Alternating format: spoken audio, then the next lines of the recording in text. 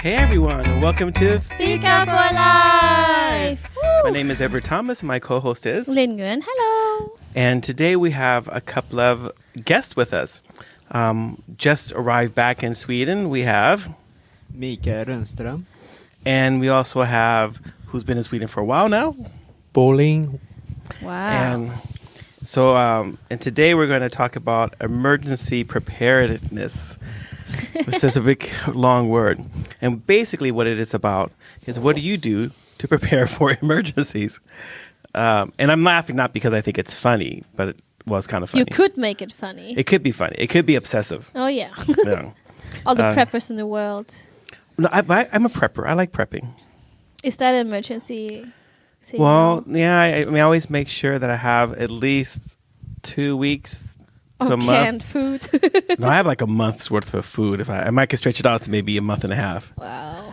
But if I really wanted to do like my wife thinks I'm crazy, so she won't let me really do it in our house. But I'd like to have enough food stored up for like Bunker. 6 months to 10 months. Wow, that's the American in you, isn't it? No, it's because the world is full of crazy people. And there's more crazy people in you're Sweden. also the one that's hoarding toilet paper. No, I never thought about that. But now, but since Corona, it's made me think like, gotta protect the buns. That's the good stuff. And not that hard Swedish toilet paper that makes you bleed, but like the real soft kind. Oh, I'm sure that's probably not as environmentally friendly. But anyway. Really? No, I think it's like, because I don't think they bleach toilet paper anymore. I think they do. Really? Yeah. That's really sad. Yeah. I don't need it bleached. I just need it soft. I don't care what color it is. It could be pink or it could be yellow, pictures of Bambi green. on there. I don't care as long as it's So soft. how come you came up with the idea of emergency preparedness? Is there something in your life that urges you to be prepared? Yeah, Like what? the world. The world? Everybody I meet on the bus, on the train, at church, they all make me want to get prepared just in For case. what? Armageddon? Jesus coming back? Okay, listen. I watch so many zombie movies. So, a zombie apocalypse. You Yeah. know, whether that the zombies like you get like a vaccination. Oh, like in Like- Resident Evil or something. Yeah, you get a vaccination, then you become a zombie.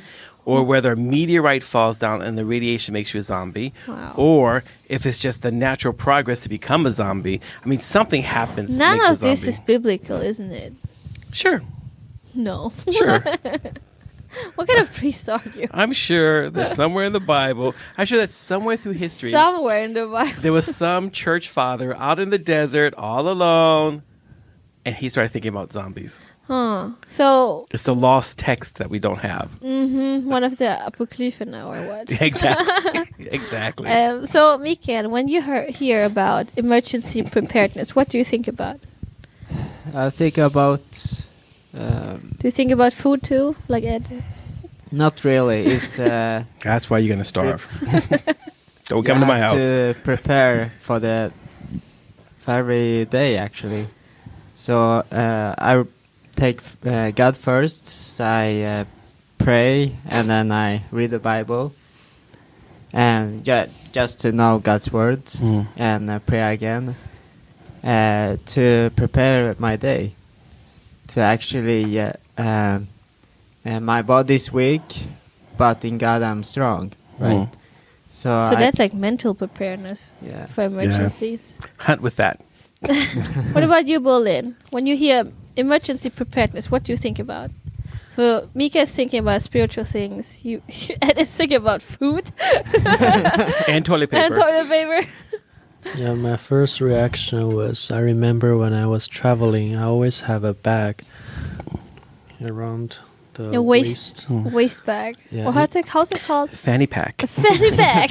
Yeah, I have that pack, and in there I will ensure that the money in there can help me afford an air ticket, go back to my hometown, and Really? also, Like an my airplane passport. ticket. No, cash. Yeah. And also my passport in Really? there, so I can make sure when I get robbed or any unexpected things happen, I can go back home. But now that you said that, aren't you afraid that now people know that you have money on you, and so there's robbers out there waiting to follow you? But and don't mug you think that everyone knows that there's some valuable stuff in a fanny bag? Because otherwise, why would you wear that one? I'd never put valuable things in my fanny bag. Where do you put your valuable things? I put all kinds. Oh, well, you don't want to. No, I don't want to know. If you say it like that, I don't want to know. It's a prison thing. There's all kinds of places. Cough. Just don't cough. Exactly. Whoops. Sorry, that was 10,000 just fell out just like that. Oops. I think that me, from a pharmacist perspective, I always think about, the traditional things like drugs, Band-Aids, painkillers.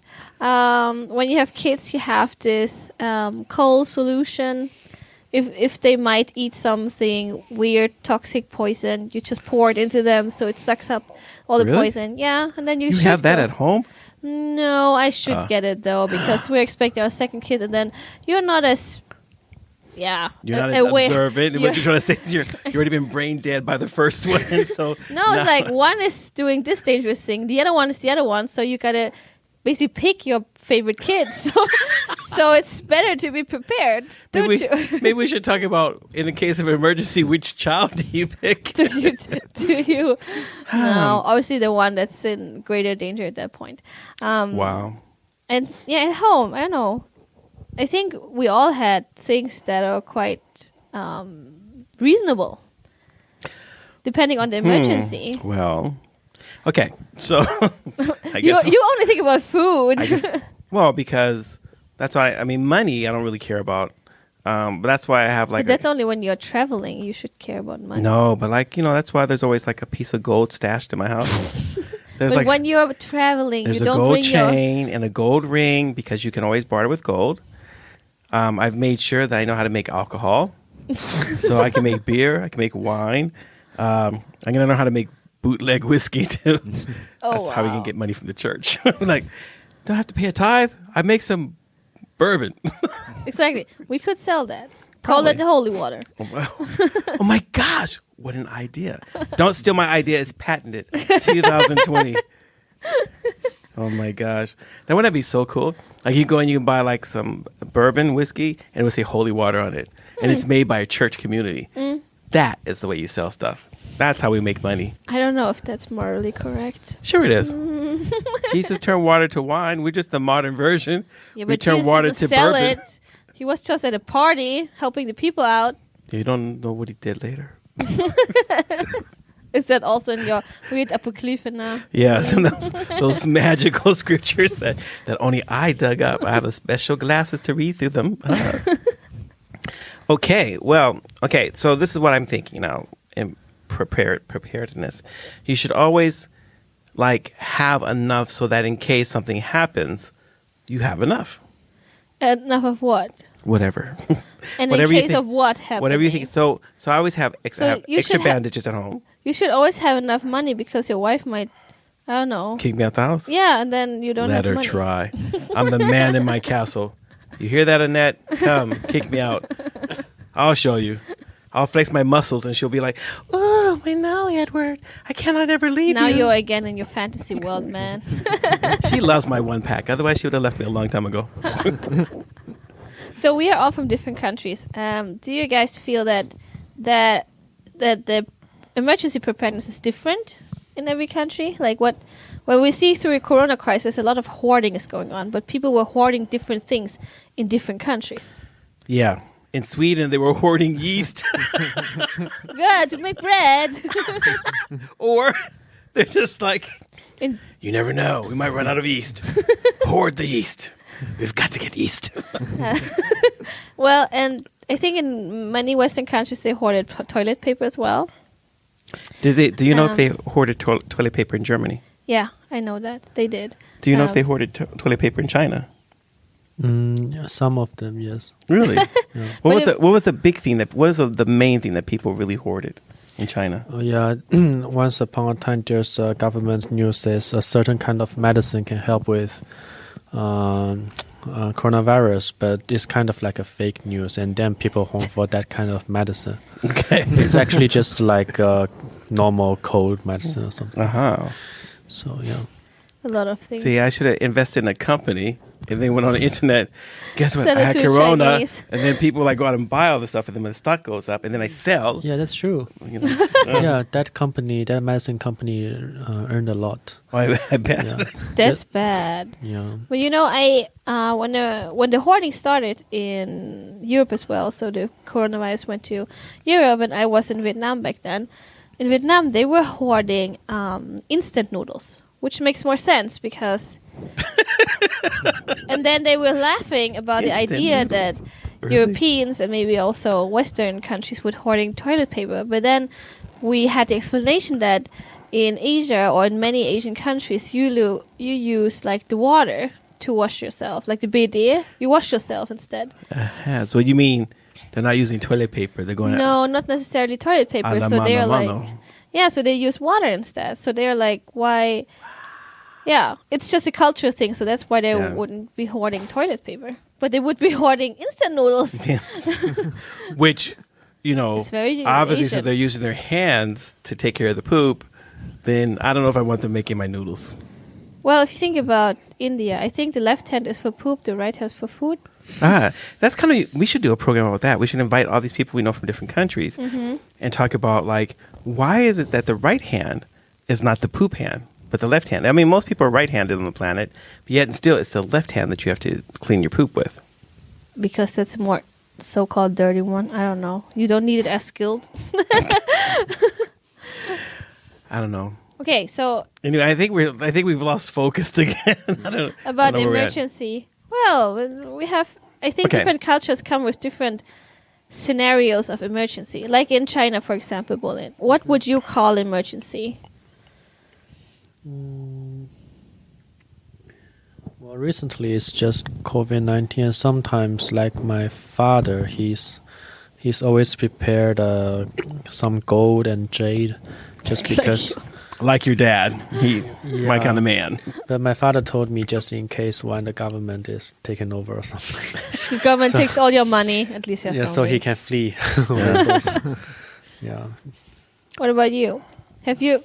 In Sweden, it feels like there's no urgency of emergency. Not really. Swedes are in Disneyland. We're They're in La never La prepared Land. for coronavirus. We're not prepared for anything in Sweden. Yeah. If an invasion comes, we're like, oh, people are attacking Sweden. Why? Now they always think the state probably taking care of them. Maybe I don't know. Yeah, but I think if you have been in peacetime for so long, Yeah. you get used to it. That next month you get your whatever happens. Next month you will get your payment. If you have Yeah. a job, next month you get your payment. So I think a lot of people they just use all of it. Yeah. So the day before your payday is the poorest day of the month, and then The payday day before. or The the week before. before. I don't know. I don't live that way. So, Okay. Wait, you have money saved up every month? yeah, of course. Man, I should have married you. I'm Rich Asian. lady. I am German/Asian. That makes you. I never live That makes more you like than, over frugal. Out of I was gonna say frugal. super cheap. Hey, at I least don't- I still have money and don't have to be poor. Okay. Okay. But looking good and poor. What about you? You're What? American. You like spending, don't you? No. No. Yeah, I do. Just be honest. Yeah, I like to have things. I like things. Dead things make me feel happy. So I wonder. So we talked about emergency. Now we have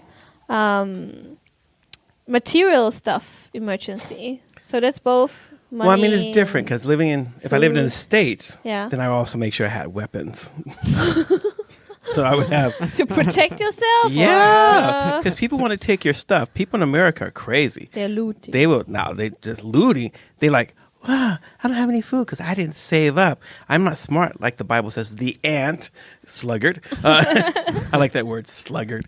And so what happens is that people look and like, I don't have anything to eat. Could you share with me? I'm like, no, sluggard. I will not give you anything that I've saved up because I worked really hard and prepared. And then they'll be like, well, in that case, I'll just take it from you. And because people have Isn't guns. that a Christian country? Yeah, with our president. God, It's like the Pope. God bless America. Well, he needs to, because right now it's all falling apart. Don't But you, anyway, don't you know the story with the ant and the cricket? Was it a cricket that's just singing all summer, and the ant was like working really yeah, hard, the and then fable. the cricket was It's like 'cause in winter winter. It was time, like yeah. I'm hungry, and then the ant was like, okay, you can come, but you got to work on summer next year, don't you? Like, okay. okay, yes. Here's mommy with today's fable. The moral lesson is Yeah, don't be a sluggard. especially not during summer. No, but so back home I would probably have like some guns, Whew. some, let's say probably a bow and arrow, some Bow and knives. arrow to catch your rabbits in the forest or something. You know, you run out of bullets, you gotta protect yourself.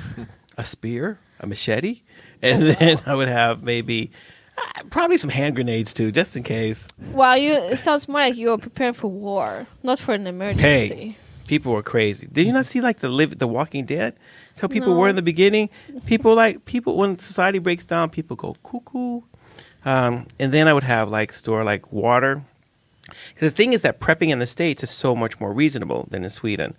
Everything here is so expensive, so I really can't afford to prep anything because the plastic containers cost 5 times or 10 times the food that they're stored in. So it's like such a gigantic investment. But They don't want you to back prep. in the States, there's like prepping stores. So I can go to the store, get my rice, put in my desiccant inside of the little packages that suck up, make sure there's no moisture, seal it up. It's good for like 10 years. Wow. You know, you buy 100-pound bag of beans, and then you rotate the beans and the rice and the flour and the pasta. Wow. Good to go. But here in Sweden, no, so it's mostly food because I have enough clothes. I have more clothes than I need. I have clothes for all seasons. So, and I always make sure, that's why I always make sure I always have good winter shoes. Like I have shoes I can go out in the winter. I have camping gear. I have what's called a bug out bag.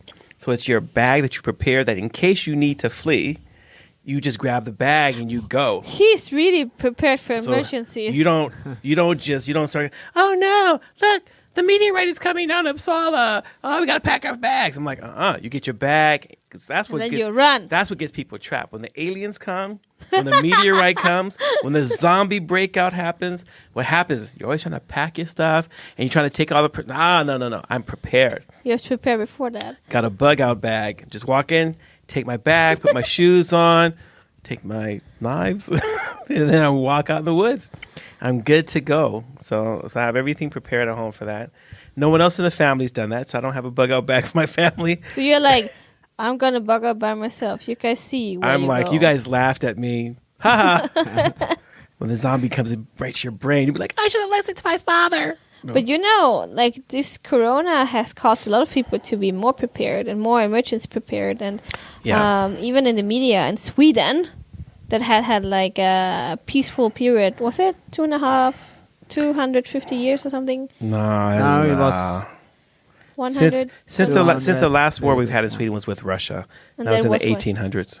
Yeah, so let's say over 100 years ago. Maybe like 150 years. So I think it is ingrained in your society that there's no outside threat, so why bother preparing for emergencies? Well, we don't have. I mean, we don't really have much except for maybe sometimes some places might have a little flood. We don't. I mean, they have earthquakes. Forest fires. We have earthquakes in Sweden, and they're like 2.5. But there were 3.1. forest fires 2 years ago. That was pretty bad. Yeah, okay, that was kind of bad. That's And true. we had really little like water.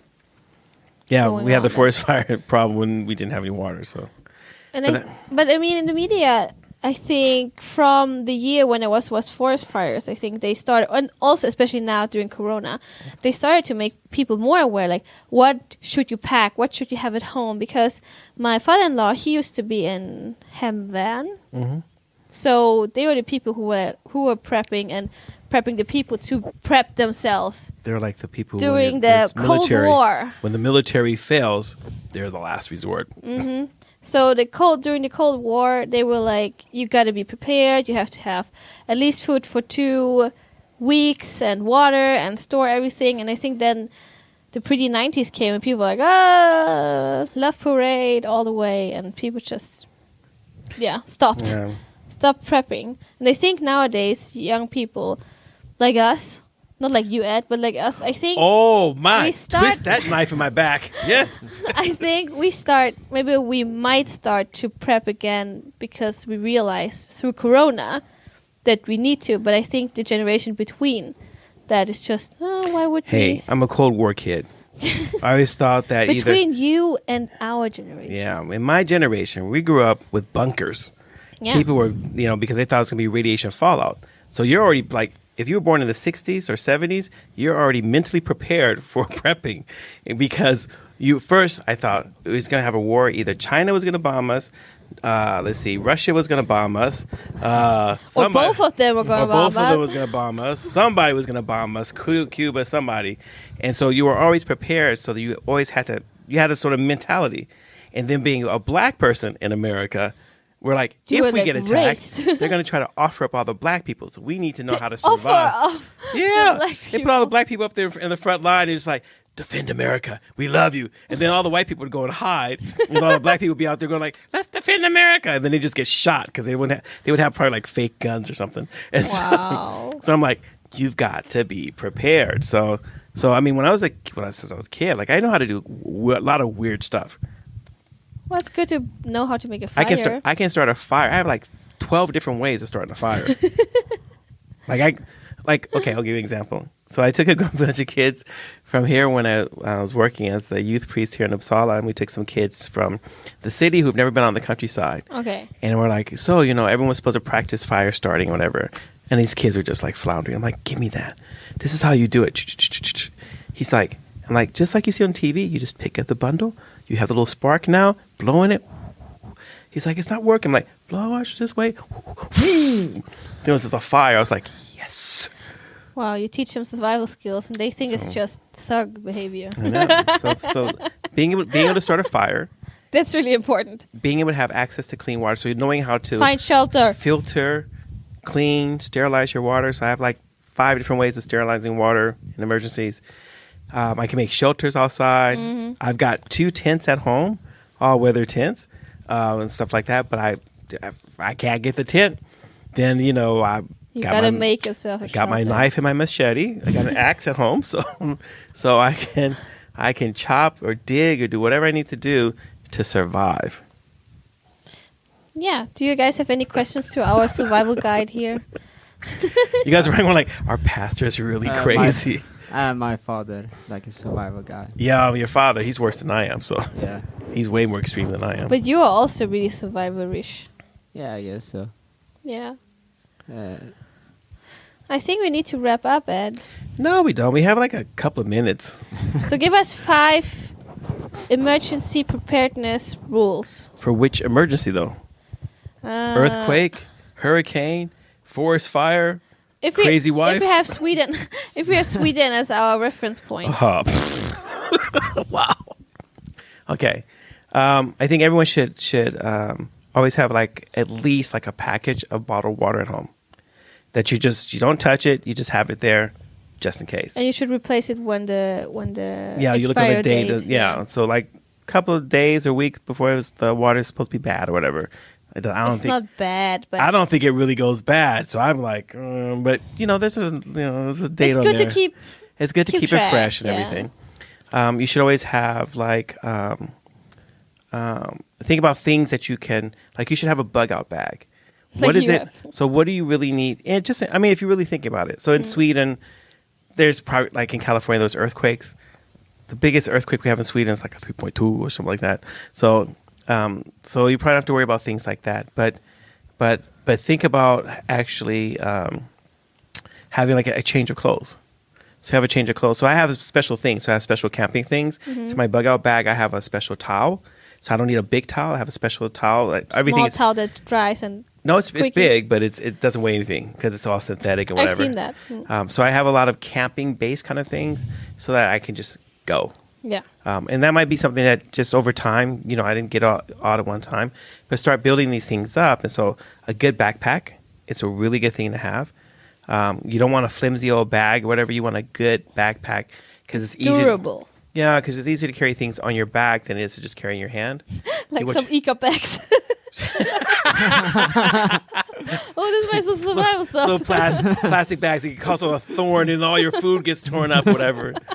But you want to make sure you have a good sleeping bag, a good backpack, a good stove. Gear to make fire. Yeah, and ways to make fire and keep those things like really close at hand. So I have matches, batteries, and I have cotton balls soaked in Vaseline. I have all kinds of weird stuff like that. Oh, survival stuff. And then practice. So practice like going away, or practice leaving, or practice like walking away sometimes. Walking away. No, that's like leaving saying like your family behind like, and go survive. No, like you can say like, okay, today at 5:00. And just like, don't even tell everybody. Just like, okay, we need to get out of the house right now. It's 5:00. And everyone's like, what are you talking about? Come on, we gotta go. And then you can sit back and you can like say, okay, so if this was a real emergency, what did we do wrong? How can we be better prepared? So you kind of want to be in a mental state to be able to not be in shock and just like, I don't know what to do. But you just kind of jump over that and you start doing stuff and acting, because that's really the key. The people who act in the beginning are usually the ones that are going to survive. The people who don't are usually the ones that are hoping that someone else is going to fix their problems for them, and that usually doesn't happen. So, wow, that's a positive note. At least you can prepare yourself. and if you can, I mean, learn how to hunt, like hunt, fish, set traps. Sometimes, like when the stuff hits the fan, you're going to have to try to eat things that you like, squirrels. You know, you eat things that you don't normally want to fry. Frogs. Frogs are tasty. You may have to eat things that snakes, you know, that you don't normally want to eat. But those kind of things can help you to everything to survive. To get, to the place where you can get to a place where there's better food or something like that. So just bring your own chicken. On the leash. Come, chicken. And then it's in the hard currency. I think like your dad, Bolin, having some gold and some jade stash, things like that. They're always valuable. They're worth, when paper has no value, gold still has value. Alcohol has value. So, listen. But it's harder to transport alcohol, though. No, it's but you don't transport the alcohol. You just have to be able to make it. Because you can always get a bottle and make some alcohol and put it in. People will always, because alcohol is barter. The reason you want to do that is because you can always barter alcohol to other things. So people can use it as disinfectant. You can use it to drink it. You can use it for different kinds of things, chemical processes. And so make alcohol, it to make fire.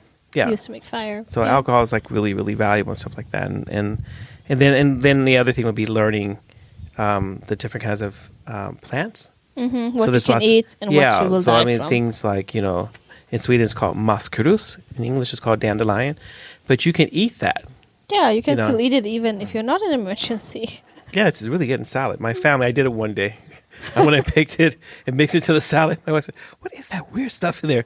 I'm like, salad? She's like, Edward, what did you do? I'm like, yeah, well, I'm going to pick some dandelions because they're really good. They're high in antioxidants. She's like, oh my gosh, I'm going to divorce you. She didn't know all the other stuff I picked outside and put in there. I do that from time to time. Well, just pick the ones that are not on the side on the street because, dogs walk there. You can wash them. See? That's what's wrong with people in the city. Okay. Well, everyone, please write in to us. I know that this has probably been a really informative podcast, and I'm sure it's getting your mind working just in case the zombies or the meteor or the invasion, the earthquake, the flood. Crazy wife. All the crazy wives get together, start beating up all the men, and then the men have to run, and we have to bug out and go live in out. That's why you call it your bug out bag. Yes, and all the men will live in a big community in the north of Sweden, and all the women will be in the south. And we'll meet once a year to mate. All right, everyone. Well, thank you for listening to us. This is Edward Thomas and Linh Nguyen. And our special guest, Mikael. Bolin. Thank you guys for being with us. I hope you come back again. Yeah. Take care, everyone. It's Fika for Life. Bye. Bye.